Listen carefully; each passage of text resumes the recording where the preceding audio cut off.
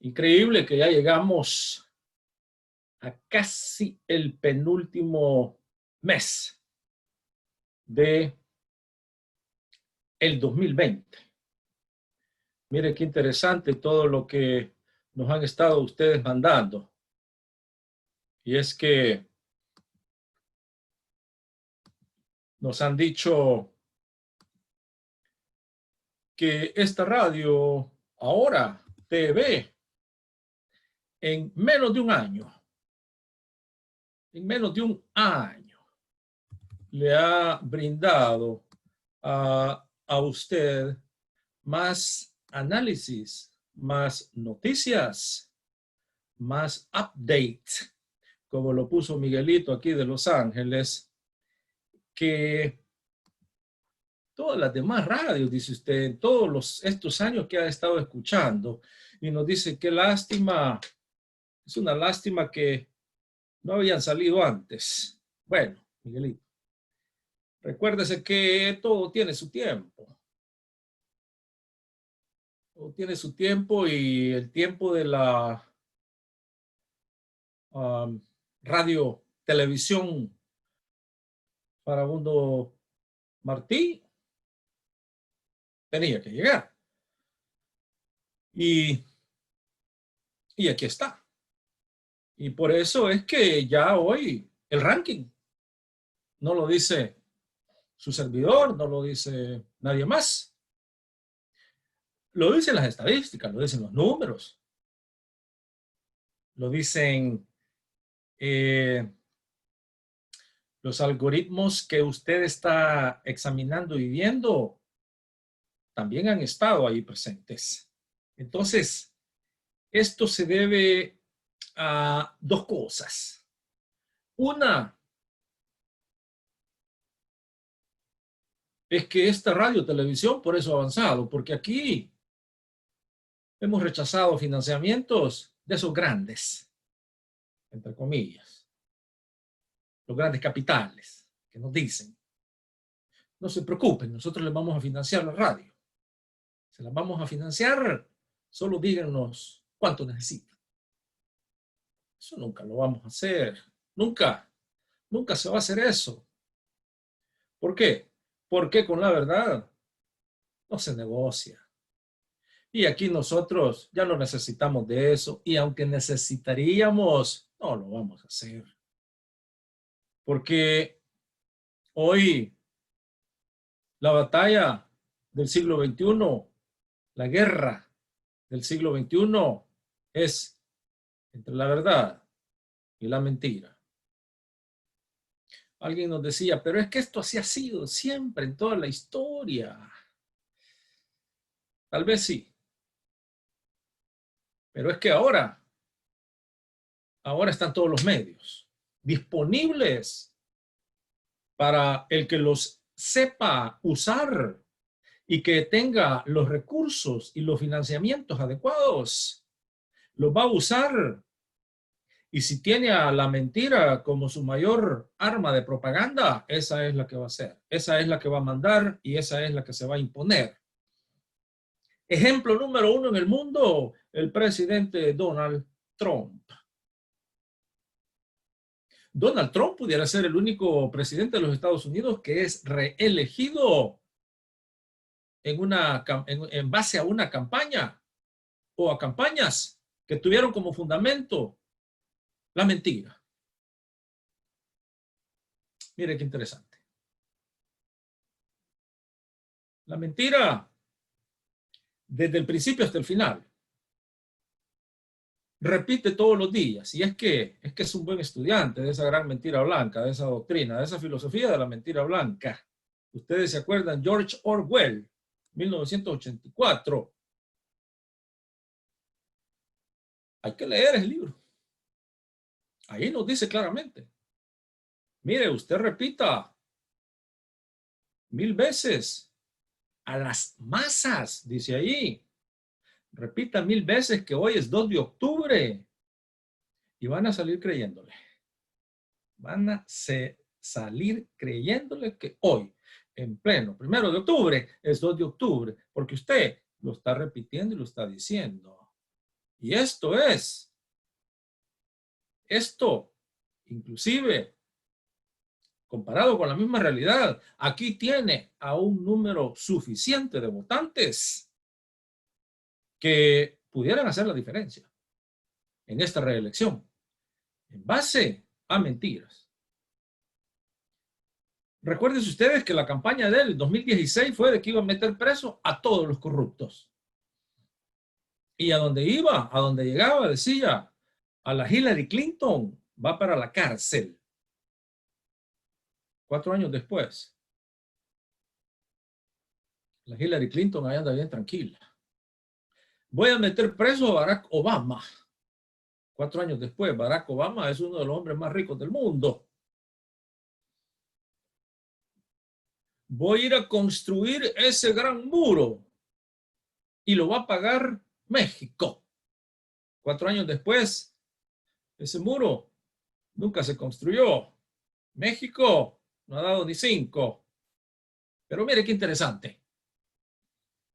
A donde llega, a donde llega este señor hoy, siguen repitiendo las mismas consignas de hace 4 años.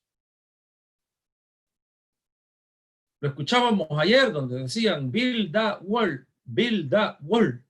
Construyan el muro, construyan el muro. 4 años después, no hay nada construido. Hoy le estamos dedicando este programa a uno de los imitadores. Tiene varios imitadores en el mundo, el señor Donald Trump. Fíjese, en El Salvador tiene a Yamatei, Alejandro Yamatei en Guatemala. Tiene a Nayib Bukele en El Salvador. Y tiene a Juan Orlando Hernández en Honduras. El Triángulo del Norte. 3 estudiantes, 3 seguidores se mueren por Donald Trump. Quisieran ser Donald Trump. Por eso es que actúan como Donald Trump. En las repúblicas bananeras, mire usted. Así las ve Estados Unidos. Bueno, no solamente eso, pero oyó lo que dijo Donald Trump acerca de estos países como El Salvador, Guatemala y Honduras. Dijo que son países que están en un hoyo y usó esa mala palabra. No la vamos a usar aquí, obviamente. Pero así es como lo ven. Así es. Los embajadores o las representaciones diplomáticas en Guatemala, en El Salvador y en Honduras son las que deciden las políticas de gobierno. Por eso es que hoy usted nos decía, mire, Alejandrito nos estaba escribiendo de aquí de Marilán y nos decía, pero qué interesante, pues qué coincidencia más interesante, ¿por qué Guatemala, Honduras, El Salvador tienen la misma política de seguridad nacional? Militarización permanente, represión militar a nivel nacional a la sociedad, satanización de la juventud a la cual le llaman las maras, a la cual hasta hay leyes en los congresos de los países o asambleas de los países en donde les prohíben hasta reunirse. Yo nunca he visto sentado a Nayib Bukele con Juan Orlando Hernández o viceversa. Y entonces se pregunta usted, ¿y por qué tienen las mismas políticas? Obviamente de represión, de estado de terror. Ahí es donde ya empieza, ahí es donde se empieza ya a generar ese cuestionamiento. Y con ese cuestionamiento viene un cierto análisis en donde ya usted empieza a pensar. Y ya dice, voy a ver entonces, voy a escuchar la radio TV. Voy a escuchar la radio TV de Farabundo Martí Internacional, porque ahí es donde está todo. Aquí está, aquí es donde está todo. están las sedes, fíjense. Zonas económicas de desarrollo. Zonas económicas de desarrollo, antes le llamaban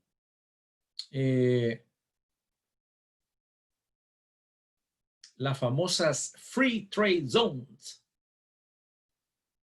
en donde todas estas multinacionales, corporaciones, todas estas fábricas que llegan a hacer calcetines, ropa interior, que llegan a hacer ropa, están en los 3 países sin pagar impuestos. Ahora, en el siglo XXI, cualitativamente ya avanzaron. ¿Por qué? Porque ahora, ¿sabe lo que sabe la ley ahora? Por ejemplo, en Honduras estábamos hablando con algunos que están envueltos en esto, aquí en Tegucigalpa y aquí en San Pedro Sula. Y nos decían, estamos perdiendo el país. Se lo están distribuyendo. Se lo están distribuyendo entre los coreanos del sur, los europeos, italianos, españoles, franceses, los gringos, bajo el concepto de las zonas económicas de desarrollo. ¿Por qué? Porque fíjense que ahora en Guatemala, una gran parte del territorio guatemalteco está ya siendo distribuida entre multinacionales. ¿Qué quiere decir esto? Cuando logran entrar y negociar y agarrarse un pedazo del país, eso lo que vamos a estar hablando también, vamos a probar ya el audio con César, porque tenemos una larga lista y es que estamos hablando de la entrega total de estos 3 países. El Salvador, Guatemala y Honduras, y esas zonas económicas de desarrollo. Y es que todo esto lo tenemos que poner en contexto de lo que es el gobierno, de lo que está hablando, de lo que está haciendo ahorita. Uno de los seguidores número 1 del señor Donald Trump. Y es que tiene varios seguidores aquí en América Latina. Estudiantes, llámele alumnos, llámele, alguien decía, son estos presidentes funcionan como los capataces en aquellas fincas. Los capataces en donde el dueño les decía, mantenerme en orden la hacienda, mantenerme en orden la finca. Entonces, ahora vamos a ver cómo estamos con los temas con César Villalona. No hay mucho tiempo, vea usted, porque cuando empezamos y nos sentamos y discutimos ya con César, de repente ya pasaron 90 minutos. Y es que mire, todo lo que usted nos está mandando acá, dice, estoy archivando estoy archivando todos los programas que ustedes hacen los jueves. Porque hoy vamos a hablar con César cómo está esto de que puede ser que el presidente de la República logre un buen número de gente en esa asamblea. Pero ¿cuál va a ser el problema? Es que el problema es que el pueblo está yendo a votar bajo una montaña de mentiras, falsedades, promesas, ilusiones, sueños, todo incumplible. Y él bien lo sabe. Bien lo sabe el señor presidente. Le vamos a preguntar a César todo lo que usted nos ha mandado acá. Le vamos a preguntar, le dijimos a César ahí, todo lo que usted nos ha estado mandando. Y desde ya, por favor, discúlpenos si no logramos llegar a usted, pero estamos haciendo todo lo posible, porque esto ya es radio y televisión. Ya vamos a hablar con César también sobre la oferta que vino de Capres. César, queremos compartir que ahora nos dijeron de Capres que si esta cadena de televisión nuestra puede trabajar con ellos. Eso no va a pasar. César, ¿nos estás escuchando? Vamos a probar a ver si César, a ver si nos está escuchando. ¿Cómo está el audio, César?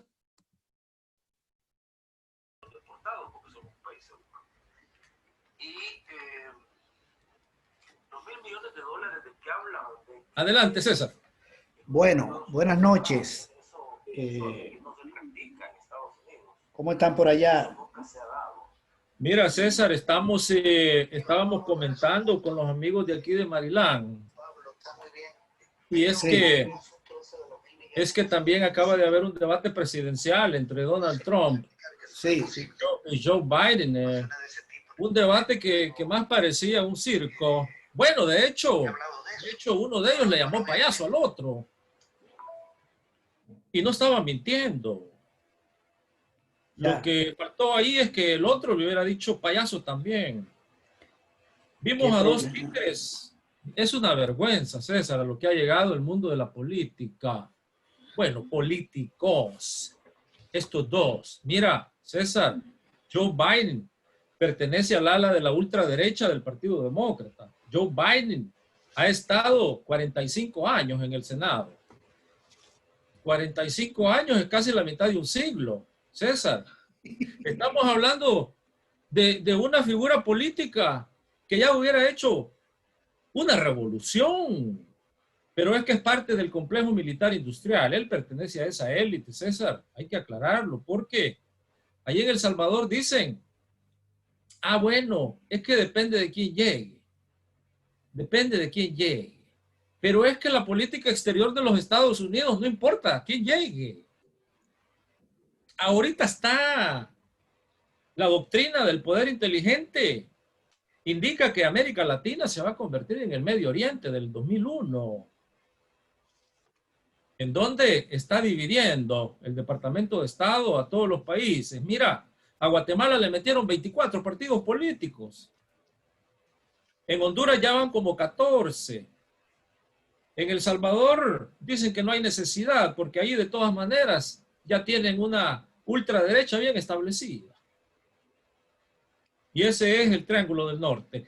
César, nos decían ahora, mientras no pongamos El Salvador en el contexto del Triángulo del Norte, vamos a seguir repitiendo lo que esos analistas, entre comillas, repiten mañana, tarde y noche en todas las cadenas de televisión de El Salvador. Pobre pueblo, nos decía alguien. Y nosotros les decíamos, no tan pobre, porque ahora la RTV de Farabundo Martí ya está en radio y televisión y todo el mundo le escucha. César, adelante.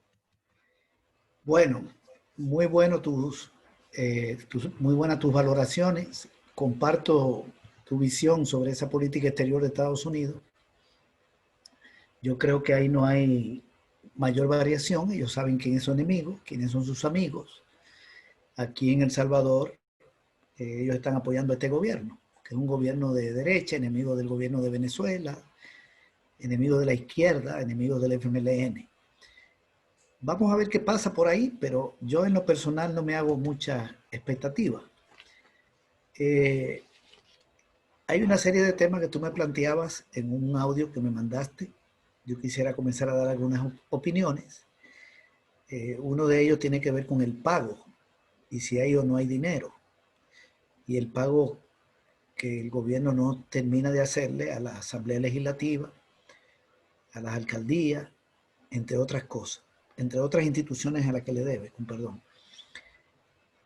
Hay una crisis en este momento en la alcaldía de San Salvador porque la alcaldía no le ha podido pagar a la empresa que recibe los desechos, los residuos sólidos, la basura, la separa, bueno, al basurero de MIDE. Y MIDE es un asocio público-privado, ahí hay empresas privadas con acciones y también el Estado, y Bukele mandó a cerrarlo para que el alcalde Mason no pudiera botar la basura ahí, la alcaldía dirigida por Mason. Y como le tiene retrasado el pago a las alcaldías, le han hecho también una manifestación, lo del sindicatos, que están vinculados al ministro del Trabajo.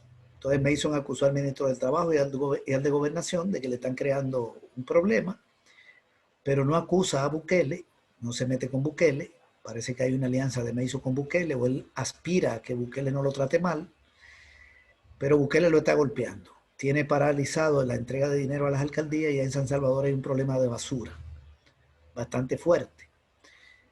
Y la culpa directa de eso es el presidente de la República, que es el que le ha dicho al ministro de Hacienda que no le pase el dinero a las alcaldías que le corresponde por ley, que es el 10% de toda la recaudación tributaria. Entonces hay un retraso. Yo estoy mencionando esa alcaldía dirigida por Arena, pero los mismos problemas se están presentando en otras alcaldías de pago a las personas que trabajan en ella. Ya hubo una manifestación y ese pleito va a seguir. El presidente de la República ha tomado la decisión de ordenarle al ministro de Hacienda que ahogue las alcaldías. Sobre todo porque la mayoría de las alcaldías no están gobernadas por el partido Gana, que es el partido del presidente de la República. Entonces hay un conflicto ahí que no termina y eso va a derivar en más confrontación. El presidente de la República está llevando el país a una confrontación de alto nivel, que no sabemos en qué va a terminar, porque se pueden desatar todo tipo de fuerzas, pero es un agente de desestabilización que tenemos ahí. El ministro de Hacienda también dijo ayer que no le iba a pagar al personal de la Asamblea Legislativa si los diputados y las diputadas no aprueban un préstamo. Es decir, que la Asamblea Legislativa está obligada a aprobar un préstamo. No es un órgano independiente. La Asamblea no tiene derecho a analizar y decidir qué hace y qué no hace. Tiene que hacer lo que dice el Ejecutivo. Y si no hace lo que dice el Ejecutivo, entonces no le pagan a los empleados y las empleadas de las alcaldías, de la Asamblea, que son más o menos 800 personas, tengo entendido, que trabajan en la Asamblea, entre personal administrativo, diputados, diputadas, asesores, etc. Los diputados son los menos, son 84, y su suplente. La mayoría es personal administrativo. Gente con bajo salario, con cualquier tipo de salario, pero más allá de eso, es una ilegalidad. Hoy, cuando se cumplieron anoche las 12 de la noche y 1 minuto de hoy, el presidente de la Asamblea presentó un recurso ante la Fiscalía por violación de parte del presidente de la República. Y hay mucho descontento ahí, ya están habiendo protestas de sindicatos de la Asamblea. No sabemos en qué va a terminar esto. Es decir, que el presidente de la República ha dicho, yo tengo dinero y yo le voy a dar dinero al que yo quiera y no le voy a dar dinero al que yo quiera, al que yo no quiera. A pesar de que la Asamblea es un órgano del gobierno central y tiene asignado un presupuesto aprobado como ley por la propia Asamblea Legislativa. Bukele se apropia del dinero y hace lo que quiere con el dinero. Pero había una pregunta de si dinero hay o no hay. Sí, dinero hay. En este momento el Ministerio de Hacienda tiene 1.200 millones de dólares en sus manos. Y si no lo tiene, los 1.200 millones, es porque ha habido corrupción pública. Las cifras son claras, son muy claras. Nosotros tenemos acceso al balance financiero del gobierno de enero a agosto. Ese es un documento público. Aquí lo tengo yo en la computadora. La ejecución financiera. ¿Qué ha recaudado el gobierno? Bueno, ha recaudado más de 3.000 millones del IVA, de la renta, de los tributos. Más de 3.000 millones. ¿Cuánto esperaba? Esperaba más de lo que ha recaudado en 398 millones. Le han caído los ingresos en 398. Pero ¿cuánto le han entrado de préstamos y bonos y de donaciones? Le han entrado 2.600 y pico de millones. Entonces compensó la caída y le sobra un montón de dinero. Ese tema ya lo hemos visto aquí. Los ingresos adicionales al presupuesto andan en alrededor de 1.660 millones, que compensan la caída de 400 millones y todavía sobran 1.200 y pico. Porque otra parte de la que le ha entrado del Banco Central no es dinero extra, sino que es parte de préstamos que iban en el presupuesto de este año. Solo voy a dejarlo extra, 1.660 millones más o menos. Extra al presupuesto. Eso supera con creces lo que le han caído los ingresos. Y lo que ha gastado de la emergencia anda por los 600 millones. Entonces todo está resuelto, no hay problema. Le cae la recaudación en 400, consigue casi 1.700, ya compensó, gasta como 600, le quedan 700, pero además colocó el lunes pasado, no este lunes, sino el anterior, 500 y pico de millones, casi 600, de un préstamo puente que le llaman CETE. Por lo tanto, tiene muchísimo dinero el Ejecutivo. Pero ¿cuál es la idea? Cuando él decide no pagarle a las alcaldías y no pagarle a la asamblea, seguir sembrando en la mente de la población, ese es el propósito, la idea de que el gobierno no tiene dinero. Y se lo demuestra los economistas que van a la televisión, se lo demuestra el presidente del Banco Central, está demostrado, saca la cifra a los diputados, medio mundo lo explica. Y como si no pasara nada, el presidente dice no tenemos dinero. Y se le explica que tiene dinero y él dice no tenemos dinero. Es como que alguien diga que la capital de Argentina o digamos de la capital de Perú no es Lima. O de Argentina no es Buenos Aires. La capital de Perú no es Lima. Entonces se le explica que es Lima y la persona repite que no es Lima. Entonces, ¿qué vamos a hacer con este presidente? Mintiendo en el sentido del dinero, confundiendo a la gente. El pisto le sobra. Ahora, puede ser, eso sí es algo que yo no puedo asegurar, que se hayan robado 1.200 millones y que de verdad no tenga dinero. Pero si no lo tiene, se lo ha robado el gobierno. Y los indicios de corrupción superan los 500 millones. De todo lo que se está conociendo en el país. De compras a sobreprecio de los ministerios, de lo que entregaron los $100 a la gente, los $300, todo lo que hemos visto en otros programas. Entonces, el presidente está en un conflicto en este momento con las alcaldías, en un conflicto con la Asamblea Legislativa, con parte del órgano judicial. Parece que hay retraso también. Y ya comenzó septiembre y no pagaron, octubre, no pagaron la beca, la pensión de septiembre de los veteranos. Ni quieren pagar la de octubre, ni la de noviembre, ni diciembre. Ya comienzan de nuevo la propuesta de los veteranos, porque tampoco le están pagando las becas a sus hijos. Entonces tenemos un presidente que parece que su estado de ánimo es bueno cuando él está peleado con la asamblea, cuando él está peleado con los veteranos, cuando está peleado con la Corte Suprema de Justicia, cuando insulta al presidente, al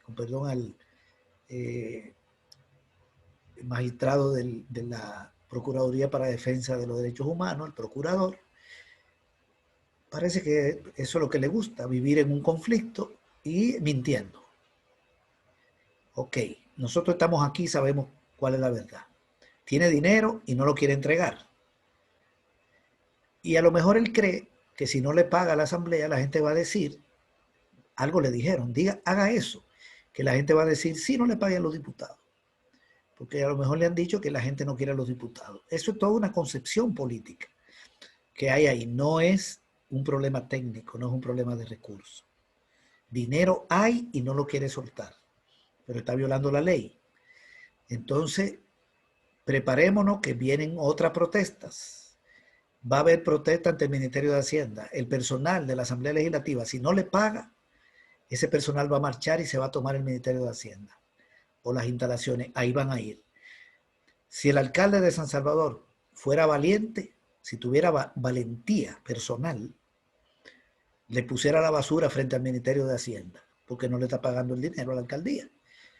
Y si la alcaldía no tiene el dinero, que es la que más dinero recibe, porque es la más grande, no le puede pagar a la empresa del basurero, a MIDE. Y al no pagarle, como MIDE es una empresa privada y pública, Bukele dijo, ciérrenme la empresa y no le recibamos la basura a Mason. ¿Qué va a hacer Mason? ¿La va a tirar en el patio de su casa o va a ir a tirarla al Ministerio de Hacienda? Ahí ya están todos los promotorios de basura en la capital. Obviamente, Mason es maltratado por Bukele, pero Mason sigue sometido a Bukele, como un alcalde cobarde. Porque por más que intente no involucrar a Bukele y acusar al ministro de Hacienda, al ministro de Gobernación y el del Trabajo, y no mencionar al jefe de los tres, por más que sea sumiso y servil a Bukele, Bukele tiene su candidato, que es el ministro de Gobernación, y está tratando de ganar la alcaldía y desplazar a Mason. Y por cobarde puede perder la alcaldía, o del FMLN o la puede perder de Bukele. Ok, y también él tiene opción, ahí la alcaldía está disputada. Mason es un candidato que tiene su caudal, está Nuevas Ideas y está el FMLN. No se sabe qué va a pasar. Pero él debería, como alcalde afectado, ser digno y tirarle la basura a la casa de Bukele o a la oficina del presidente de la República o a la oficina del ministro de Hacienda.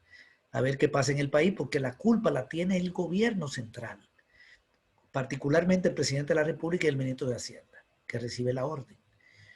Eso va a pasar en otras alcaldías, que van a tener dificultades para recoger la basura, para entregar la basura. A eso está conduciendo Bukele al país. En el marco de una pandemia, a otra crisis sanitaria, porque eso lo que va a traer es promontorio de basura y todo lo que eso trae. Moscas, mosquitos, enfermedades. Es decir, estamos ante un desastre provocado por el presidente de la República. Y yo espero que eso tenga su costo político, porque lo está haciendo adrede. Bien, entonces eso quería decir yo sobre el tema del pago y del dinero.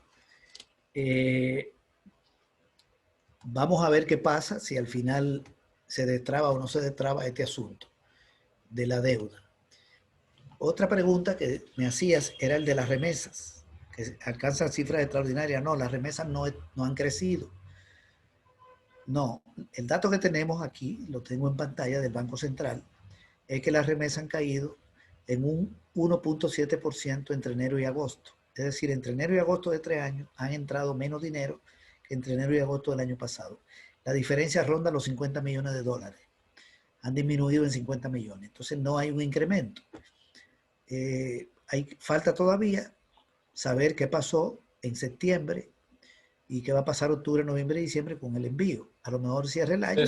César Villalona, te aclaran, aquí están pidiendo un aclaramiento y lo que dicen ahí de las remesas se refieren a los últimos 3 meses que superan en récord a los 3 meses del año pasado. Sí, ok, muy buena aclaración. Sí han crecido. Yo tengo el dato aquí, en el primer mes crecieron 6%, en febrero 11% y después vino una caída. Y luego han crecido 9, 14 y 18. Es un crecimiento muy fuerte el que tuvo en agosto. El acumulado en el año no ha aumentado, pero en agosto sí, 18.72. Puede ser, de acuerdo a la tendencia que estamos viendo desde junio, que al cerrar el año, si sigue ese ritmo, cerremos con más remesa que el año pasado. Eso podría ocurrir. De todas maneras, la tasa de crecimiento el año pasado anduvo por 7, 8%. Este año, si crece, creo que va a ser un poquito menos. Por la drástica caída que tuvo en los meses más fuertes que fueron marzo, abril y mayo. Ahora bien, las remesas no son una fuente importante, pero no son la fuente más importante del funcionamiento económico. Las más importantes son las exportaciones. Las remesas superan los 5.000 millones, el año pasado anduvieron por 5.600, las exportaciones se acercan a 7.000 con los servicios. Esas se han desplomado en un 24%, más de 1.000 millones. Por cierto, por primera vez en la historia de El Salvador, por primera vez, las remesas han superado las exportaciones hasta agosto, o sea, van más altas. Las exportaciones van en 3.093 millones y las remesas 3.635. Ese es un dato nuevo de la economía salvadoreña, pero tiene que ver con el desplome estrepitoso que están teniendo las exportaciones de todos los rubros, industriales, agrícolas y prácticamente hacia todos los países. Hay un rubro, hay un rubro que no está mal, que es el azúcar, es el único. Ok, entonces la caída de las exportaciones es tan grande que supera la recuperación de las remesas. Las remesas van a ser más o menos la misma que el año pasado, o tal vez un poquito más cuando cierre el año. Pero las exportaciones caen más de 1.000 millones de dólares. Es terrible. Y la otra variable más grande del ingreso de la gente, ya del ingreso, porque cuando hablamos de exportación es ingresos que van a las empresas, aunque con eso pagan salario. La variable de ingresos de la gente más grande es el salario. El salario al año anda por los 8.800 millones, se acerca a 9.000. Las remesas son la segunda fuente de ingreso de la gente. La tercera son las pensiones y los créditos. Los salarios están congelados. A quienes tienen empleo, se lo tienen congelado.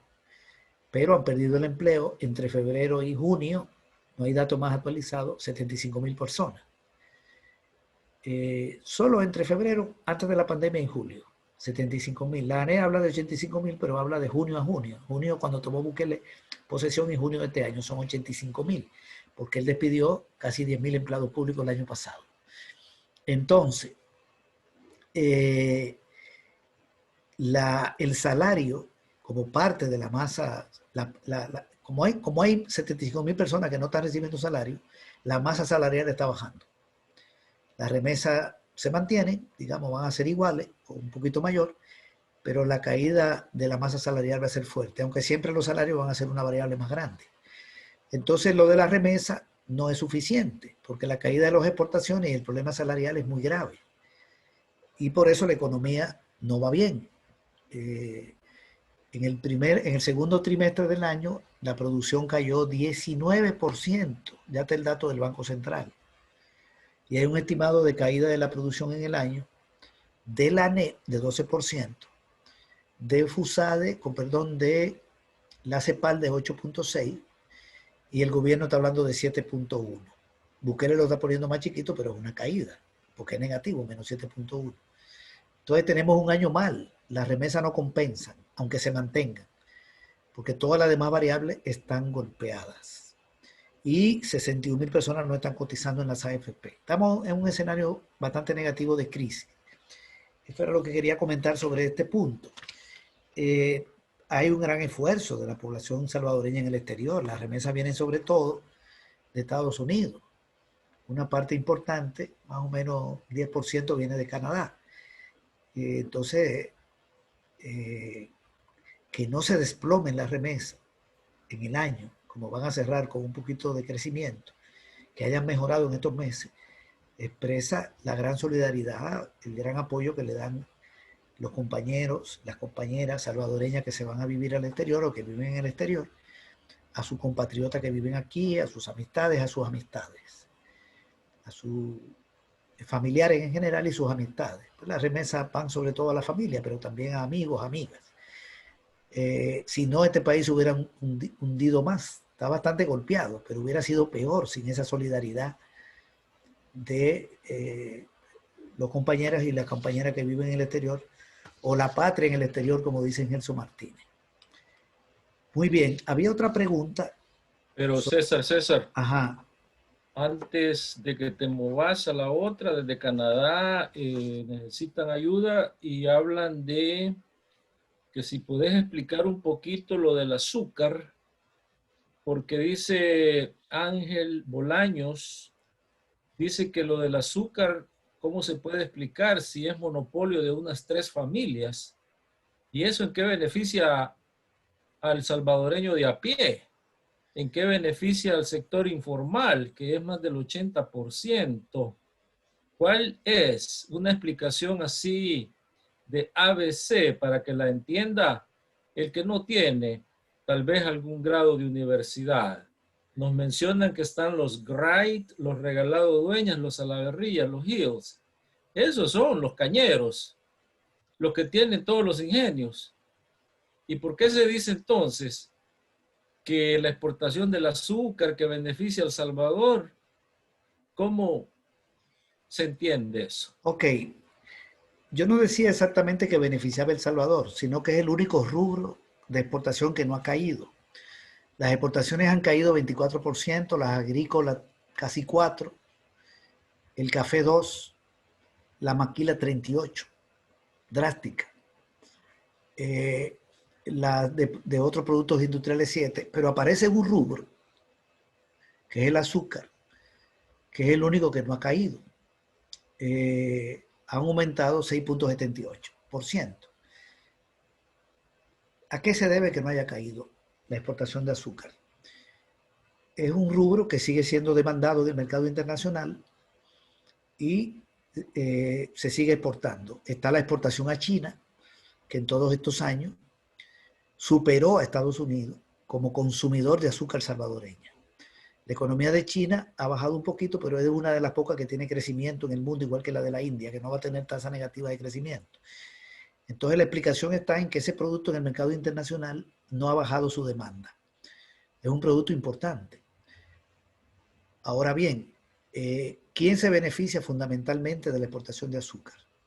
Se benefician fundamentalmente los dueños de la industria azucarera, o sea, de los ingenios, que son 4 familias, que son las familias Regalado, que son dueños del 45% de las acciones son dueños de los 2 ingenios más grandes que tienen el 45% de la producción. También está Tomás Díaz, Los Paca y RAI.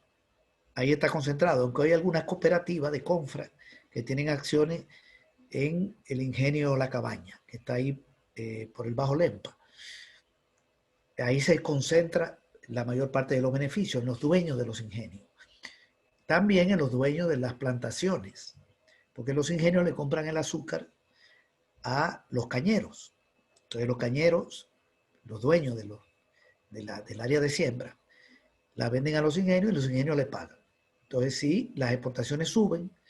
De todo el dinero que viene de la venta de azúcar, los ingenios se quedan con el 45% y le pasan a los cañeros el 55%. Así se distribuye aquí.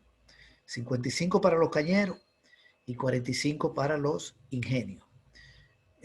La ley de agroindustria establece esa distribución, pero los dueños de los que tienen caña, los que tienen caña sembrada, son 7.000 los propietarios de tierra sembrada de caña, y los propietarios de los ingenios son 4 familias. 4 familias contra 7.000. 4 familias se quedan con el 45% de los ingresos de la caña y 7.000 con el 55%. Ahora bien, esos 7.000 cañeros, de esos ingresos, le pagan el salario a los que cortan caña. No le pagan mucho. El salario en la caña está en $227, la corta. Y los dueños de los ingenios, con todos esos dineros, le pagan los salarios a los que trabajan en los ingenios. El salario mínimo está en $304. Por cierto, estaba en $126 el salario mínimo en los ingenios. Y en el gobierno de Salvador Sánchez Serén, el Consejo del Salario Mínimo aprobó un aumento de $126 a $304. Nunca se había visto un aumento así, porque se declaró a los ingenios actividad industrial. Estaban declaradas como actividad agropecuaria. Y como el salario mínimo en el campo es más chiquito que en la industria, se estaba pagando como una actividad agrícola.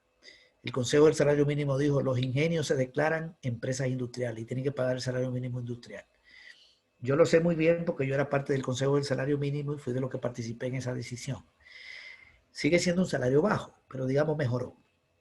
Entonces, si los ingenios quiebran, le va mal a los dueños, pero también pierde el empleo a la gente. Y si le va mal a la producción de caña, le va mal a los cañeros, pero sobre todo le va mal a quien corta caña. Entonces, cuando hay un derrumbe de la producción, la gente pierde el empleo. Ese es el peligro. De si hay un descenso en la producción de azúcar y las exportaciones, que entonces despidan gente de los ingenios y despidan gente de los cañaverales. Ahí cuando hay crisis paga los platos la gente.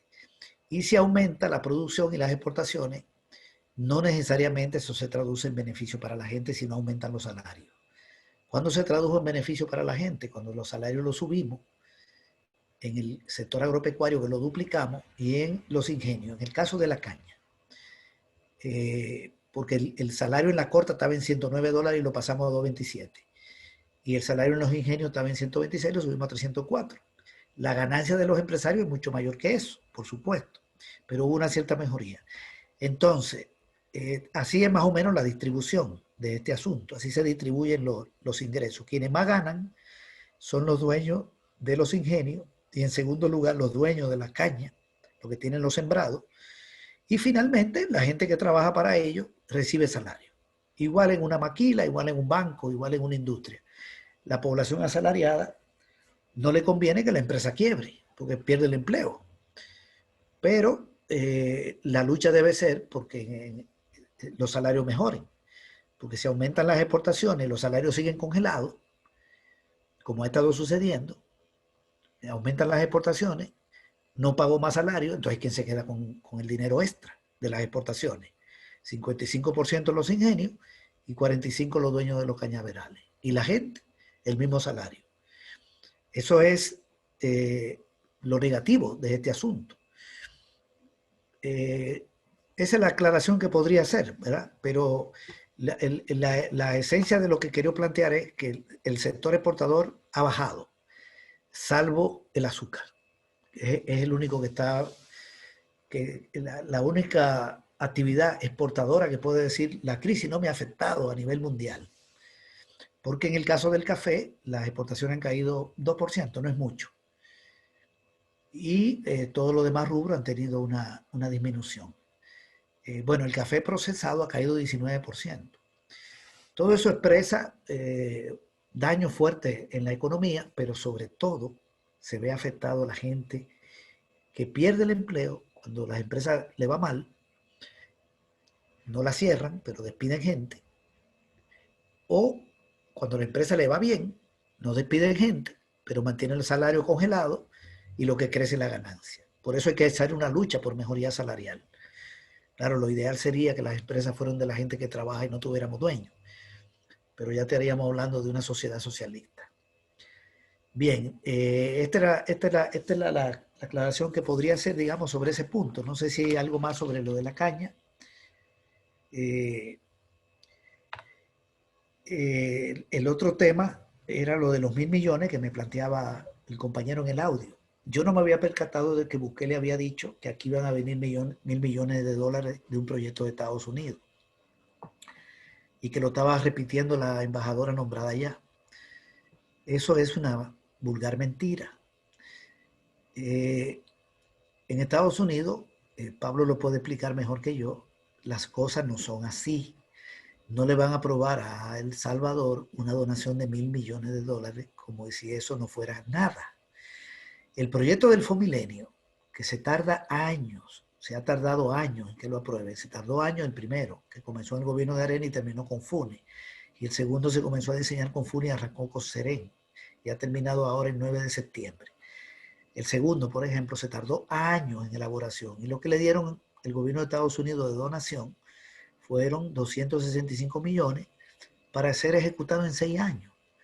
265 millones en 6 años, cuando usted lo divide, eso da más o menos 40 y pico de millones por año. Y el gobierno tiene que poner una contrapartida y la puso, de 268. Bueno, Bukele no puso 55 millones, pero ya la Asamblea lo puso. Obliga al Estado a poner otra parte. De manera que los gringos no van a invertir aquí en un año 1.000 millones de dólares. Eso es mentira. Eso no lo va a aprobar el gobierno de Estados Unidos. Jamás. Es una cifra demasiado alta para la economía salvadoreña y es una cifra que no se invierte en un año. Una donación de 1.000 millones de dólares se invierte en 10, 12 años. Y además no hay ninguna negociación de ese tipo. Todo ese tipo de cosas lo conoce aquí el Congreso y el Congreso no sabe nada de eso. Entonces está mintiendo a la gente. La mentira es un arma de este gobierno. Lo que yo les recomiendo a la gente que vive en Estados Unidos, en el exterior y también los que vivimos acá, es que estas cosas las anotemos. Hay que anotarlas. Y dentro de un tiempecito, preguntarle a la embajadora nuestra allá, en Estados Unidos, qué pasó con eso, ¿verdad? Y explicarle a la gente, porque deberíamos estar hartos de mentiras. Aquí se dolarizó la economía en el gobierno de Arena y le dijeron a la gente que iba a haber 2 monedas, y hay una. El presidente Paco Flores dijo que iban a circular 2 monedas, y circula una. Cuando él se fue, circulaba una, y aún así el pueblo votó por Arena y ganó Saca. Esa mentira de Paco no le costó la presidencia a Arena, ganaron con Saca. Y cuando Saca ganó, dijeron que si ganaba Chafí, si ganaba el FMLN, este país no iba a tener remesa. Y a los viejitos le iban a hacer jabón. Luego ganó Sánchez Serén, Fune, y aquí no dejaron de entrar la remesa. Ganó Sánchez Serén, no dejaron de entrar la remesa. Y aquí ninguna persona de más de 70 años, no sé qué quiere decir un viejito, si de más de 60 o 70, ha sido hecho jabón por los gobiernos del FMLN. Lo que hicieron los gobiernos del FMLN fue a 26.000 personas de más de 70 años pobres darle una pensión de $50, con FUNE, y con Serén ampliarlo a 32.000. Eso es lo que se ha hecho con los adultos mayores.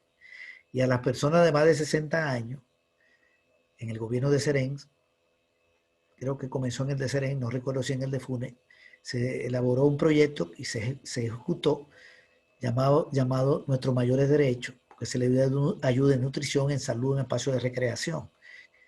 Y ahora con Bukele, que no es de izquierda, sino de derecha, que es proimperialista, que es servil al presidente de Estados Unidos, que se comporta como un gobernador, no como un presidente, no como un jefe de Estado.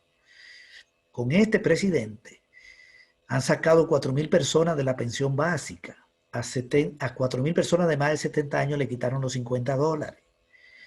Yo no puedo decir que han hecho a la gente jabón, pero le quitó $50 a 4.000 adultos mayores. Y lo bajó a 28 el programa. Y a esos 28 no le ha dado un centavo de pensión en 8 meses. Eso es lo que ha hecho Bukele.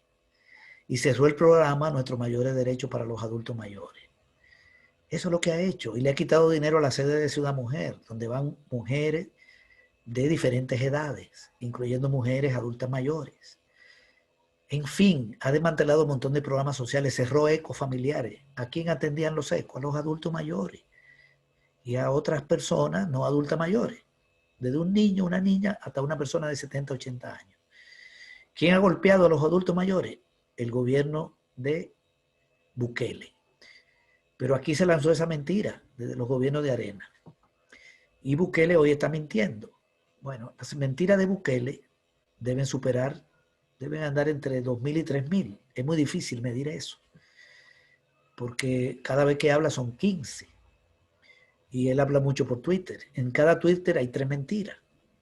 El Twitter puede tener 4 líneas y hay 3 mentiras. Algún día alguien debería como recopilar todo eso, porque esto debe ser un récord mundial. Y nosotros necesitamos, es difícil retener 3.000 mentiras, pero hay algunas que son muy, muy significativas, que son las que deberíamos por lo menos ir computando e irle pasando la cuenta. Por ejemplo, la primera mentira de Bukele fue que a los 100 días le iba a traer a Mauricio Funes al país. Yo no sé de dónde sacó que le iba a traer a Mauricio Funes al país y meterlo preso. Ya va más de un año y Mauricio Funes sigue muy bien en Nicaragua, perseguido por la fiscalía de aquí y por Bukele, y dando la batalla política. Bueno, pues la gente le debería preguntar a Bukele qué pasó con Funes. Ha prometido cualquier cosa y lo que hizo fue desmantelar programas sociales. Prometió que el TPS, ya eso se había resuelto por él estaba resuelto, ahora resulta que no. Y de acuerdo a lo que me dice Pablo, parece que le han dado diciendo que ya estuvo, que los salvadoreños lo que deben es regresar. Aquí ha llegado la información que eso dijo la embajadora. Bueno, son 3 millones los que están en el exterior. En Estados Unidos, no sé si cuántos serán, si 2.800.000. Si esa población viene al país, no sé qué no vamos a hacer aquí. Todo el mundo tiene derecho a venir a su patria, ¿verdad? Pero aquí no hay condiciones para recibir a toda esa población. La economía no da para eso. Este es un país lleno de problemas donde la pobreza va a llegar a 40% de la población este año. Si él le pidió que terminara el TPS, yo no estoy seguro, no sé, pero la cuestión es que su servilismo con el gobierno de Estados Unidos no le ha servido para nada, aunque esto lo decidió el órgano judicial. Pero también el gobierno de Estados Unidos le ha dicho a la gente allá que piense bien si va a viajar para acá o no, porque aquí siguen habiendo secuestros y mucha violencia y violación del Estado de Derecho. Entonces él lo están medio maltratando desde el gobierno de Estados Unidos. Y hay críticas fuertes de senadores de allá. Entonces, lejos de indignarse por eso y lejos de asumir una actitud de jefe de Estado, lo que hizo fue que hizo una rueda de prensa y anunció al país que había quitado al presidente de ANDA, un incapaz, un inepto y un mentiroso, que él mantuvo a pesar de la crisis del agua de enero, y lo mantuvo ahí en el gobierno, lo quita en medio de la pandemia, y le dice al país que la persona que va a nombrar ha sido escogida por el embajador de Estados Unidos. Es decir, que el embajador de Estados Unidos está nombrando gente aquí. No lo digo exactamente así, ¿verdad? Como yo lo estoy diciendo, pero todos sabemos que eso fue lo que dijo, porque hay forma de decir las cosas. Pero eso tenía también un filo político, una pensada que era decirle al país, me están criticando en Estados Unidos, pero miren, el embajador de Trump, que es el que representa a Trump, no los senadores, es amigo mío. Él quiere a este gobierno, él me adora y él hasta me recomienda y decide a quién yo pongo en anda. Y yo no tengo problema con el gobierno de Estados Unidos, pueblo salvadoreño. Eso fue lo que hizo en la rueda de prensa. Mandar ese mensaje de un presidente servil. Aquí nadie ha levantado un recurso de inconstitucionalidad con eso, pero hay una injerencia. Ese embajador apareció en una de las reuniones del Consejo de Ministros que hizo Bukele. Lo invitó a hablar ahí a un embajador extranjero, con perdón, a un embajador de Estados Unidos. No ha invitado a embajador de ningún país y yo creo que eso lo invita, no llegan, porque un embajador no se tiene que meter en los asuntos internos de otro país ni que se lo pille el presidente. Si yo soy en Estados Unidos, yo no me meto con el gobierno de allá, ni que me invite el presidente, ni que me pida que le haga una propuesta de a qué funcionario yo nombre, quiere nombrar, yo le voy a hacer una propuesta, porque esa no es la tarea del embajador. Y ha nombrado a un embajador allá que es una persona incalificable, es una persona con problemas incluso cognitivos. Esa señora no tiene nada en la cabeza, ella fue una reina de belleza, parece en el pasado, no tenemos nada contra eso, aunque creemos que la belleza debe ser fruto del trabajo, la belleza debe ser resultado de la labor humana, y eso de belleza física es muy, muy relativo. Yo no le veo ningún mérito a eso. Yo veo mérito a una persona que hace un poema de calidad, que hace un cuadro de calidad. Eso es bello, lo que es resultado del trabajo humano. Pero bueno, ella tuvo ese premio y creo que ese es su currículum. Llegó a diputada por Arena, de inmediato se hizo buquelista. Arena dijo, bueno, ya tú no vas a ser candidata a diputada, porque ya te pasaste con Bukele. Arena se mantiene todavía como que no es de Bukele, como que son otra cosa, tienen contradicciones, pero hay una cantidad de diputados que están con Bukele, de Arena. Y ella se destapó. Entonces ahora la nombra embajadora en Estados Unidos. Una persona sin ninguna capacidad intelectual, ni trayectoria en materia diplomática, ni trayectoria de ningún tipo. Una persona que si dijo eso, de que la gente está preparada para venir aquí, tiene problemas ya de razonamiento, que es un problema más grave, porque es un problema de carácter cultural y cognitivo, de lógica. Hay tres formas del pensamiento, que son el concepto, el juicio y el razonamiento. Hay gente que no maneja concepto, que no tiene juicio y que no razona. Entonces tiene problemas de pensamiento. Eso se llama problema cognitivo. Es una persona totalmente incapaz. Pero bueno, a la medida de un presidente que le da órdenes. Y obviamente una persona pro gobierno de Estados Unidos y admiradora de uno de los militares más asesinos que tuvo este país, que fue Domingo Monterrosa, responsable no solo de la masacre del Mozotre, sino de muchísimas masacres. Y Bukele se niega a abrir los archivos militares para que se investigue la masacre del Mozote y otros crímenes cometidos por los militares durante los años de la guerra. Que deberíamos averiguarlo desde más atrás, pero por lo menos de ese periodo.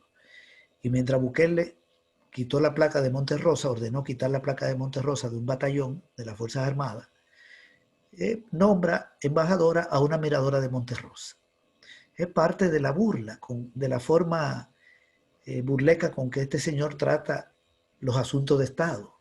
Se burla del país, se burla de la gente. Y hay que anotar. Yo lo que le recomiendo a la población es que anote.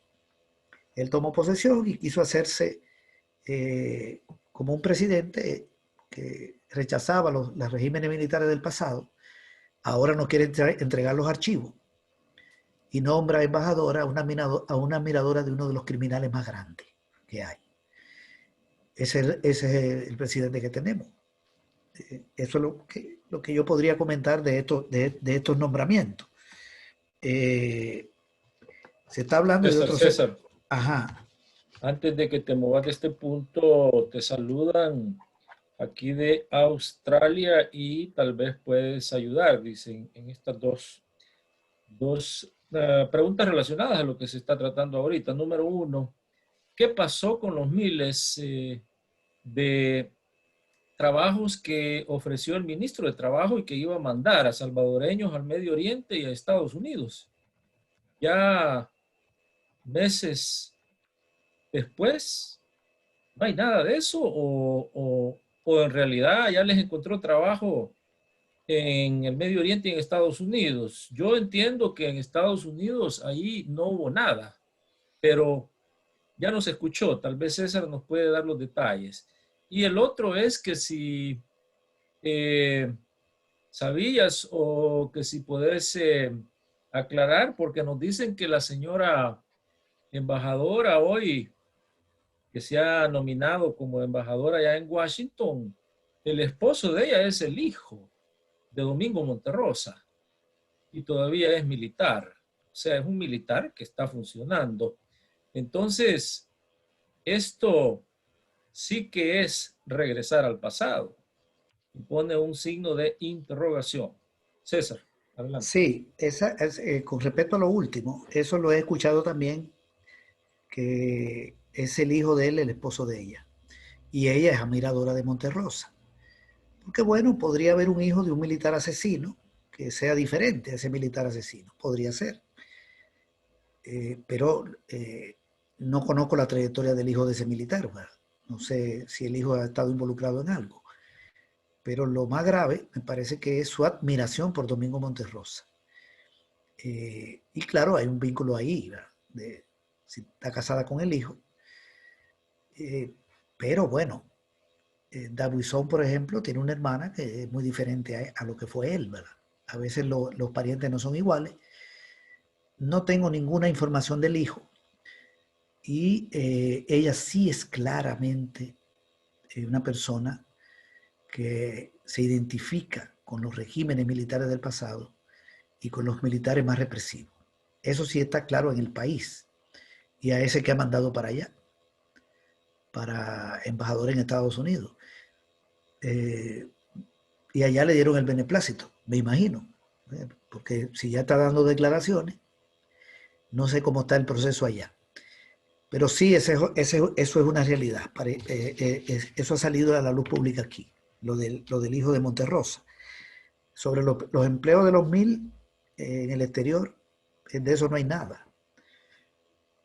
Aquí no se conoce de ninguna gente que el Ministerio del Trabajo le haya conseguido empleo fuera del país. Y tampoco en el país, porque aquí en el país lo que se han perdido es un montón de empleos. Y no solo con la pandemia. Porque mientras el ministro del Trabajo anunciaba que la gente iba a conseguir empleo en el exterior,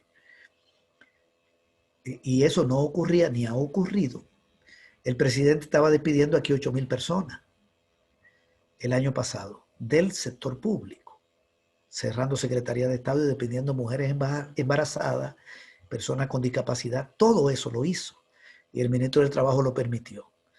Esos 8.000 que despidió Bukele, el ministro no le consiguió empleo en ningún otro país, ni lo defendió aquí. Se hizo de la vista gorda. Y eso se hizo violando los derechos laborales, porque a una parte de esa población la han recontratado. Y eso es público. Sabemos a quiénes han recontratado. Gente que dio la batalla porque los repusieran en su puesto y el Poder Judicial falló y ahí están trabajando. De manera que fueron despidos arbitrarios. Y el ministro del Trabajo aceptó esos despidos arbitrarios. Claro, está nombrado por Bukele. Pero la tarea del Ministerio del Trabajo es defender los derechos laborales. Y ese ministro no lo hizo. Eso hay que tomarlo muy en cuenta. Así como tampoco votó en la OIT a favor de un decreto que prohíbe la violencia y el acoso en los centros laborales. No está prohibida aquí porque no se ratificó el convenio de la OIT. Ese es el ministro del Trabajo que tenemos nombrado por Bukele. Y aquí un montón de gente perdiendo el empleo. Bien, entonces esas son otras promesas falsas, pero las promesas que ha hecho Bukele falsas son demasiadas. Y las mentiras, que no son promesas, también son demasiadas. Una de las últimas mentiras que está diciendo, y en la que sigue machacando él y el ministro de Hacienda, que no tienen dinero. Esa es una mentira. Y van a pasarse todos estos meses diciendo que no tiene dinero. Y dice también que los archivos militares no están en la Fuerza Armada. ¿Por qué no están? Porque él dice que no están. ¿Pero por qué no están? Porque el presidente dice que no están. Hay que creerle al presidente. Entonces, si no están, con más razón debe entrar ahí la fiscalía y debe entrar el juez para averiguar por qué no están. Por eso ya la UCA presentó un recurso para que entonces se investigue, porque ahora nosotros podemos sacar dos conclusiones. Si no están los archivos militares y el presidente se resiste a que se averigüe si están o no, ¿verdad? Si están o no, entonces tenemos sospecha en dos sentidos. Uno, que sí están, y la otra es que este gobierno lo destruyó. Eso es lo que hay que averiguar. Vuelvo al tema de los archivos militares y al tema de las mentiras. Entonces sí, hay una mentira del ministro del Trabajo que no se verificó para nada. También se dijo, lo dijo el ministro del Trabajo y Bukele, que se iba a generar un montón de empleo con la donación de México. Una donación que gestionó el gobierno de Salvador Sánchez Serén y cosechó Bukele. Bien, ese dinero de la donación de México, nadie sabe en qué se ha invertido. Periodistas mexicanos han pedido la información al Instituto de Acceso a la Información Pública y se la han negado por orden de Bukele, que tiene el control del instituto. Pero primero el instituto le exigió a Agricultura que la diera y Agricultura se negó y ahora el propio instituto está controlado por Bukele. Es decir, ese es el ambiente que tenemos, ¿verdad? No hay ninguna generación de empleo fuera. Y me acuerdo que cuando viajó por Qatar, Bukele llegó al país diciendo que de Qatar iba a venir una inversión de $1.000 millones. Nunca dijo en qué lo iban a invertir. $1.000 millones. No tienen idea de lo que es la economía salvadoreña. Una inversión de $1.000 millones en un país con un PIB de 26.000 millones, solo de una fuente de un país que ven a invertir 1.000 millones, es como que usted se coma 80 pupus en un día, se atosiga. Eso es imposible. No puede venir a hacer una inversión de ese tipo porque lo que va a producir la empresa que se monte con esa inversión no va a encontrar mercado, porque el tamaño de la economía es muy chiquita para digerir una inversión de ese nivel solo de un país. Estamos hablando de Qatar. Otra mentira que dijo fue que los chinos, cuando Salvador Sánchez Serén estableció relaciones con China, los chinos querían venir aquí a montar una base militar. Eso lo dijo en la campaña electoral. Y dijo que estaban financiando la campaña del FMLN. Pero ya como presidente de la República dio su viajecito a China, cuando se dio cuenta que los gringos no le iban a dar lo que él creía. Y fue allá a rogar que las donaciones las agilizaran, las que dejó Serén, 150 millones, a mendigarle a China, que eso se convirtiera ya en proyectos rápidos, para un estadio de fútbol, etcétera, lo que cosechó de Serén. Entonces, bueno, esa es la realidad en la que estamos frente a este gobierno. Yo quería comentar algo del cerco militar, porque se ha estado rumorando que puedan haber más cerco o un cerco nacional. Yo no descarto nada, pero nosotros tenemos una opinión sobre el cerco de Corinto, de Gotera y de otros municipios por ahí. Da la impresión, y yo estoy diciendo cerco militar porque no son cercos sanitarios. No son sanitarios porque cuando son sanitarios llegan las autoridades de salud a verificar. El que se hizo en La Libertad y no había ningún médico, ninguna enfermera, ningún personal de salud, eran militares cercando. Y este que se hizo fue igual. Nosotros tenemos una sospecha, la voy a plantear aquí. Es probable que ese cerco tuviera dos propósitos. Uno, que entrara población de otros países de Centroamérica y ahí le dieran DUI para que voten en las elecciones. Porque te controlan todo, la población la acorralan y buscan un punto donde te llega la gente de otro país para el fraude electoral. Aquí se sabe que vienen a votar de otros países. Eso todo el mundo lo sabe. Eso lo hacía Arena en el pasado y este gobierno perfectamente lo puede hacer. Y lo otro puede ser proteger la droga. Un cerco justamente en un lugar de paso de droga. Y ahí al gobierno de Estados Unidos le conviene, porque el gobierno de Estados Unidos es el protector y el estimulador del narcotráfico. El gobierno de Estados Unidos no combate el narcotráfico, sino que lo sostiene por 6 razones, que la voy a decir ahorita. Voy a hablar de Estados Unidos, pero está conectado con el gobierno de acá. En Estados Unidos yo tengo entendido que hay más de 30 millones de personas adictas a la droga. No de gente que fuma, sino adicta. Eso significa que tiene que entrar la droga, porque si a esa persona o población no le entra, ahí puede haber un problema de salud y de violencia social muy grande. Entonces necesitan tranquilidad social. Segundo, el exportador de droga, el que mete la droga en Estados Unidos es un exportador colombiano, peruano, ok. Que por cierto tira la droga para acá, para República Dominicana, y de ahí se va a Estados Unidos. O sea que hay exportadores colombianos que la tiran para acá y de aquí se reexporta. Y son oligarcas. Ahí está Uribe, de Colombia. Pero en Estados Unidos, cuando entra, Uribe no se la vende al pueblo norteamericano. No, se la vende a un gran empresario, importador. Es como un japonés que vende vehículos en Estados Unidos. ¿A quién se lo vende? A una empresa gringa que importa vehículos. La droga, el narcotraficante no se la vende a la población, sino a los intermediarios que son importadores. Por lo tanto, hay grandes empresarios de Estados Unidos que se lucran de la importación de droga. Es como que yo traiga leche de México. Yo traigo leche por 30 millones de dólares, pero la vendo aquí por 40. Así mismo, se trae droga de Colombia y se vende en Estados Unidos más cara. ¿Quién se queda con el dinero? Los importadores. Tercero, el complejo militar industrial de Estados Unidos, al que pertenece Biden, como le escuchaba yo a Pablo, es el que hace las armas. ¿Para quién? Para los carteles de la droga. Estados Unidos tiene el 45% de las armas del mundo, del planeta. Entonces, ¿de dónde sacan las armas los narcotraficantes? ¿De dónde sacan las armas los delincuentes que tenemos en este país? Aquí mueren personas con M16. En el gobierno de Selén, yo recuerdo algunos operativos militares donde murieron algunos pandilleros, cada uno con un M16. Esas armas se hacen en Estados Unidos, aquí no se hace M16. Mientras más delincuencia hay en el mundo, mejor para la industria armamentista de Estados Unidos. ¿De dónde vienen esas armas? Y vienen al narcotráfico. De manera que eso se necesita, porque ese es un mercado de exportación de armas. Esa es otra razón. Otra razón es que el gobierno de Estados Unidos utiliza la droga como un pretexto para acusar gobiernos. Hay droga.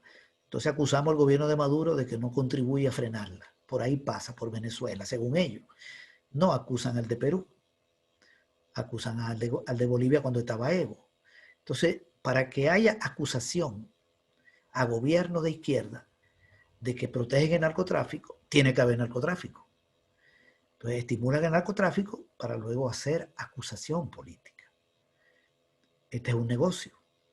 Quinto, como hay narcotráfico, según Estados Unidos, y como al gobierno de Estados Unidos le preocupa, entonces el gobierno de Estados Unidos va a proteger al planeta del narcotráfico. Permítanme ayudarme a los países y monta bases militares. ¿Dónde? En Colombia tienen 11, tienen 2 en Perú, lo que sabemos. Más de 800 bases militares regadas en el mundo. Muchas de ellas, supuestamente, no todas, pero una buena parte, supuestamente para combatir el narcotráfico. Pero donde hay bases militares, crece el cultivo. Entonces son para proteger el narco, como ha pasado en Colombia. Y en Afganistán con el opio. Y en Colombia con la droga, con la coca. Y lo otro es que si hay narcotraficantes, ellos inciden en las políticas internas de los países. Ellos saben cuáles son los narcos salvadoreños. Ellos saben cuáles son y lo tienen en la lista en la embajada. Manuel Melgar, cuando fue ministro de Seguridad Pública, le pidió a la embajadora de Estados Unidos en diciembre del año 2011 que diera el listado de los narcotraficantes que la embajada conocía. Se lo pidió públicamente. Y eso generó un problema grave, que al final tuvo que salir como ministro. ¿Pero qué fue lo que quiso decir Melgar? Ustedes saben quiénes son. ¿Por qué no me dan la lista que yo soy el ministro? ¿Por qué no se la dan? Porque son protegidos de ellos y lo pueden utilizar en cualquier momento como chantaje político. Entonces, están vinculados a los gobiernos de derecha y a los empresarios. Entonces, nosotros tenemos derecho a suponer o a tener sospecha de que hay vínculos de este gobierno también con grupos, como lo tenía Arena.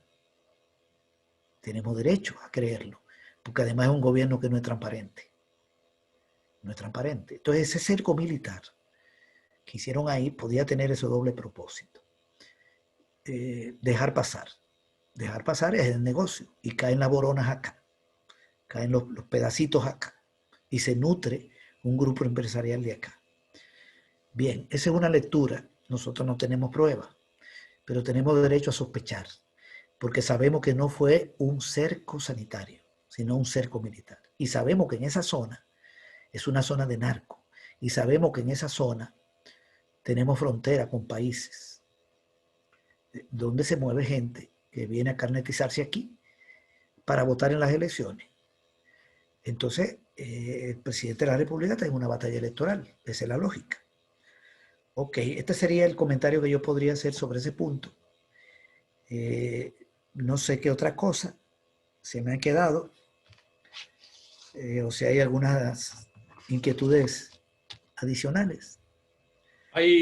César, como siempre, el tráfico fluye bastante en el canal. Llama la atención aquí, más de 2 de nuestros amigos en Canadá y en Los Ángeles siguen con la interrogante de qué está pasando porque de acuerdo, por ejemplo, a el de Los Ángeles dice, yo sé que el transporte público en El Salvador está bajo el control de una clica, así le llama él, de un grupo de mafiosos, multimillonarios que ahora tienen esa riqueza como resultado de la pobreza del pueblo. Y no solamente eso, porque lo están envenenando con todo ese humo que le tiran todos los días al pueblo.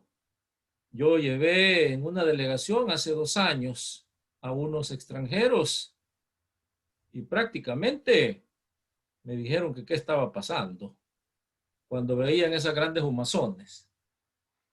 Peor aún, que es un transporte subsidiado. Y te preguntan aquí, ¿cómo es que el pueblo está subsidiando a los que los están envenenando? Que son este es un grupo que beneficia a algunos diputados. Es tiempo de dar nombres y apellidos, César, dicen, porque sabemos que tenés bastante información y ya no podemos seguir dándole subsidios a estos criminales. ¿Por qué no se hace como aquí? Fíjate que aquí hay tranvías. El transporte público aquí en Los Ángeles está controlado 100% por las municipalidades. Motoristas en uniforme, buses eléctricos, y no es que haya el gran dineral, tampoco. Y de Canadá nos informan también, mira, ¿y qué es lo que no cuesta? ¿Y qué es lo que está pasando en El Salvador con el transporte público? Que inclusive están hablando de aumentarle el precio y hoy están hablando de que hasta se pueden ir al paro porque no le siguen dando ese subsidio millonario que le cuesta al pueblo salvadoreño. ¿Hasta cuándo, César? Dicen aquí, hay otra, pero centrémonos en esa. Adelante, César. Sí, mira, el transporte público aquí está controlado, en la mayor parte del transporte, por unas mafias, como dijo la persona que hizo el comentario.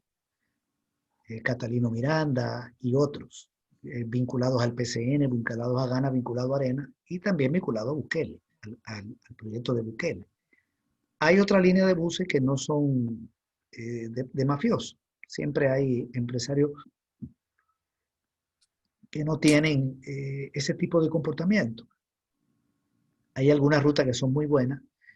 Hay otros empresarios, por ejemplo, que hacen un gran esfuerzo con pica en las comunidades, picacheros, como se le llama. Entonces, hay una parte que, digamos, no es mala, pero hay una mafia fuerte alrededor de todo esto, vinculado a esos partidos de derecha. Y se mantiene el subsidio. El subsidio le cuesta al Estado alrededor de 40 millones de dólares al año. Eso es lo que está en el presupuesto de este año, creo que eran 42 millones.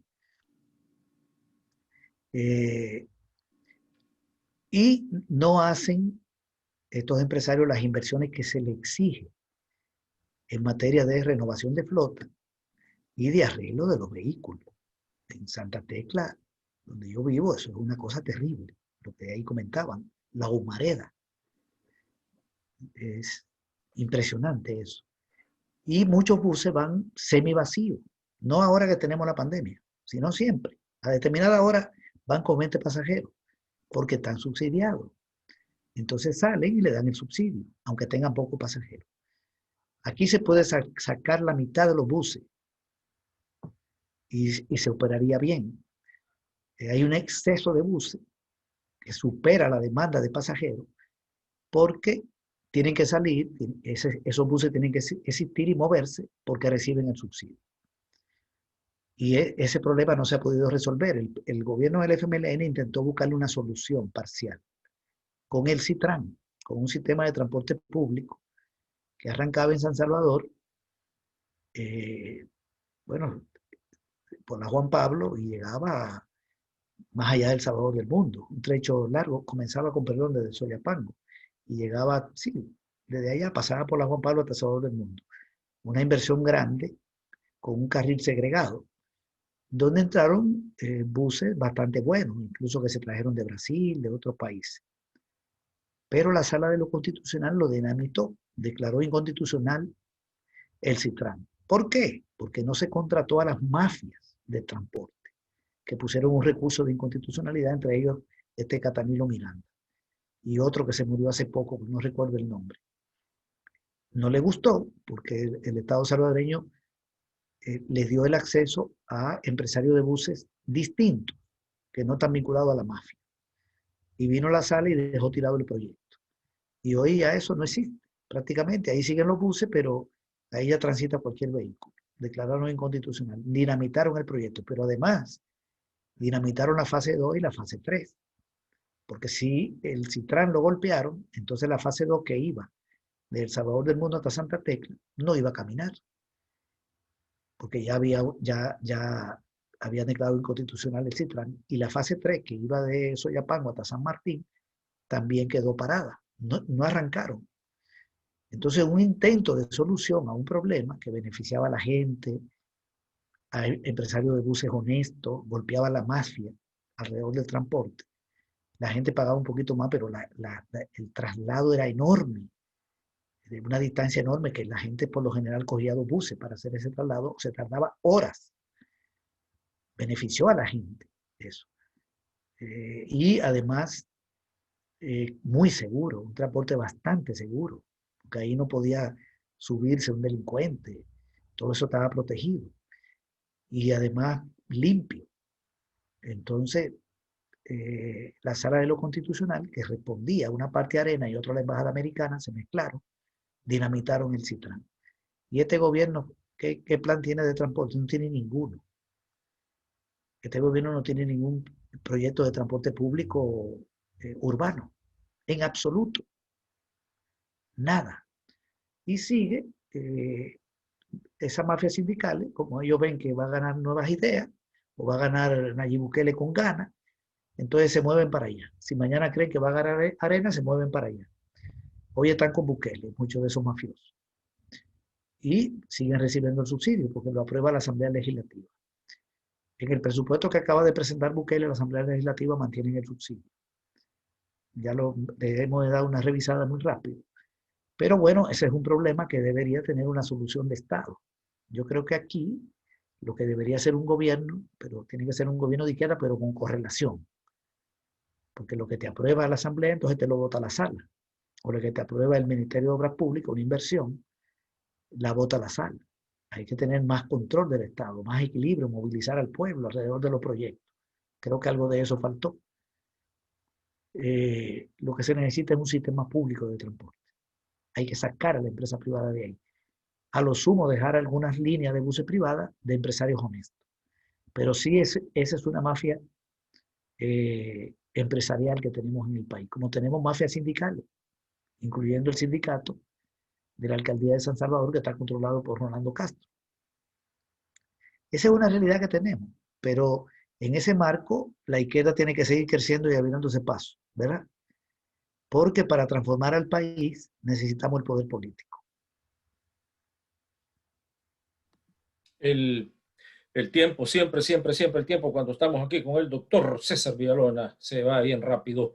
Pero mira, en honor, César, a nuestros hermanos seguidores, hermanas seguidoras aquí de Santiago de Chile, nos dicen, siempre te saludan, nos están siguiendo desde por allá, hoy que estamos en RTV. Y aunque no haya tiempo, pero vamos a ver rapidito, los hermanos dicen, sugerencia, dice, no sigan nuestro ejemplo, ya siguieron nuestro ejemplo de las privatizaciones y fue un desastre. Ya siguieron nuestro ejemplo de las AFP y fue uno de los robos más grandes del siglo. Y ahora siguen nuestro ejemplo de los famosos asocios públicos privados. Pero los asocios públicos privados es una radicalización del neoliberalismo. No sé por qué siguen ustedes con esto. Y lo peor es que al pueblo le dicen, qué bonito, es una asociación entre los privados y el pueblo. Y los privados le están ayudando al pueblo. Pero miren, aquí en Chile es un desastre. Aquí lo que pasa es que se ha socializado la riqueza, pero de arriba para abajo. Porque los privados ahora ya no gastan. Esos gastos de administración los paga el pueblo. El pueblo sigue gastando y los dueños, los grandes empresarios en este asocio público-privado, ellos recogen las ganancias. Saludes. Mira qué interesante, rapidito. Vamos a ver, César, adelante. Sí, buen comentario. En realidad, acá, en el caso de acá, los asocios no han caminado. Prácticamente no hay nada con eso. Se aprobó una ley, pero no viene ninguna inversión extranjera. No, no. Aquí lo que hay son procesos de privatización que no son asocios. Por ejemplo, Arena privatizó 26 empresas y ya Bukele está dando pasos en materia de privatización de empresas públicas. Sabemos que quiere entregar el aeropuerto. Hay algo raro con la lotería que no se acaba de dilucidar. Quieren privatizar áreas de la salud y también ya salió lo del hotel de Cerro Verde. Este gobierno va a ser privatizador. Sí logra la correlación en la asamblea, porque las privatizaciones requieren 43 votos. Si tienen correlación, va a venir privatización, que es ya peor que el asocio, porque el Estado se desprende de un activo, lo vende completamente y pasa a manos privadas, y no pasa a manos de pequeños, pasa a manos de los grandes empresarios nacionales y extranjeros. Se desmantela el Estado y se concentra la riqueza. Tenemos un gobierno con esa tendencia.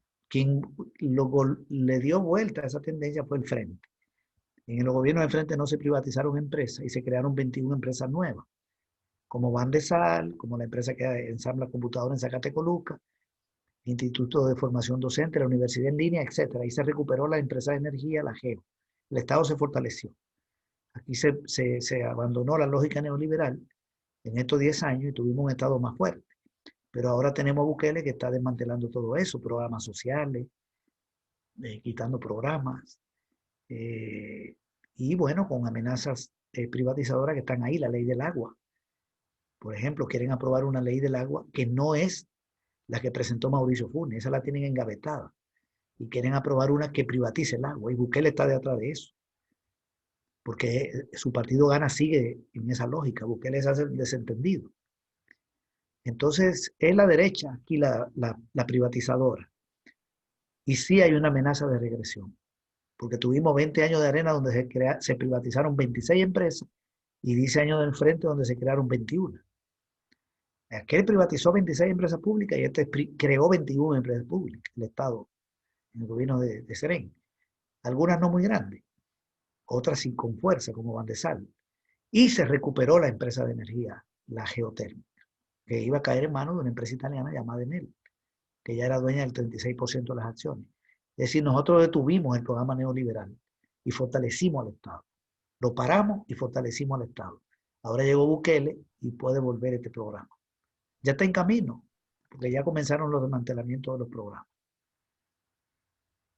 El pueblo tiene que tomar medidas, ¿no? Anotar esto y ver qué vamos a hacer en materia de lucha política electoral, que es la que está planteada en el país. Bueno, César, mira, alargamos el tiempo, le añadimos siempre más tiempo y siempre quedamos en deuda con nuestros amigos y amigas.